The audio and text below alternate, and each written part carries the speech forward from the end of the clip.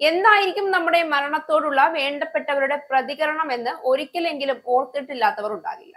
പക്ഷെ അതൊരു സങ്കല്പം മാത്രമാണല്ലോ എല്ലാവർക്കും. എന്നാൽ മോഹൻലാൽ അതിന്റെ സത്യാവസ്ഥ അറിയാൻ ഒരു പരീക്ഷണം അല്ല, നാടകം തന്നെ നടത്തി. ബീഹാറിലെ ഗയ ജില്ലയിൽ സ്വന്തം ശവസംസ്കാരം നടത്തി റിട്ടയർഡ് വ്യോമസേന ഉദ്യോഗസ്ഥൻ 74-കാരനായ മോഹൻലാലാണ് സ്വന്തം ശവസംസ്കാരം നടത്തിയത്. ചടങ്ങുകൾക്കും ഘോഷയാത്രയ്ക്കും ശേഷം വിലാപയാത്രയായി ശ്മശാനത്തിലേക്ക് പോകുമ്പോഴാണ് താൻ മരിച്ചിട്ടില്ല എന്ന കാര്യം ഇയാൾ എല്ലാവരെയും അറിയിക്കുന്നത്. ഗയ ജില്ലയിലെ കൊഞ്ചി ഗ്രാമത്തിൽ താമസിക്കുന്ന മോഹൻലാലിന്റെ മരണവാർത്ത കേട്ട് നൂറുകണക്കിന് ആളുകളാണ് എത്തിയത്.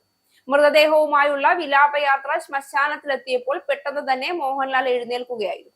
അത് കണ്ട് എല്ലാവരും ഞെട്ടി.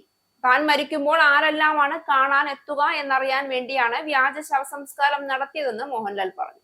ജീവിച്ചിരിക്കുമ്പോൾ ഒരാളോടുള്ള അടുപ്പവും ബഹുമാനവും മരണശേഷമുള്ള കണ്ണീരിനേക്കാൾ വിലപ്പെട്ടതാണെന്ന് ആളുകളെ ചിന്തിപ്പിക്കുക എന്ന ലക്ഷ്യത്തോടെയാണ് വ്യാജ ശവസംസ്കാരം നടത്തിയതെന്നും അദ്ദേഹം പറഞ്ഞു.